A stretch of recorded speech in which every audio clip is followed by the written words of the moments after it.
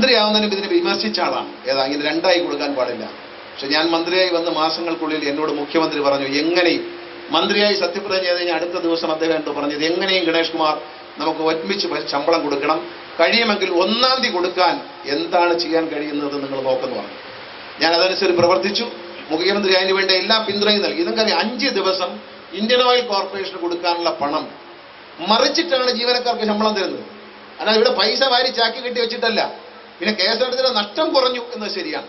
പക്ഷേ ലാഭത്തിലായെന്നോ ഇത് ഭയങ്കര വിജയകരമായി മാറിയെന്നോ ആരും ധരിക്കണ്ട. അതിന് വേണ്ടിയിട്ട് ഇതിന്റെ പുറത്തേക്ക് ആരും കയറണ്ട. പക്ഷെ നഷ്ടം കുറഞ്ഞു. KSRTC ജീവനക്കാരുടെ ആത്മാർത്ഥമായ പ്രവർത്തനം കൊണ്ട് വരുമാനം വർദ്ധിക്കുകയും ചെലവ് വല്ലാതെ കുറയ്ക്കാൻ കഴിയുകയും ചെയ്തു എന്നുള്ളത് ശരിയാണ്. ജീവനക്കാർക്ക് അതിനകത്ത് വലിയ അവകാശവാദം ഉന്നയിക്കാൻ കഴിയും. അവരുടെ ഒരു മിടുക്ക് തന്നെയാണ്.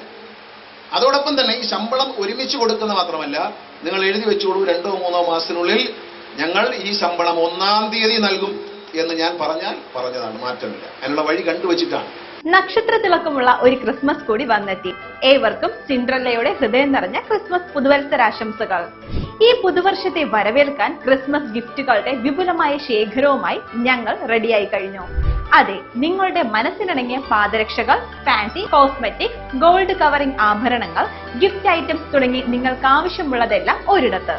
ഈ ആഘോഷ നാളുകളും നമുക്കൊന്നിച്ച് ആഘോഷമാക്കാം. പതിറ്റാണ്ടിന്റെ പാരമ്പര്യവുമായി സിൻഡ്രല്ല പ്രണാമം കോംപ്ലക്സ്, ചൂണ്ടി, ആലുവ. Contact number 8111872154.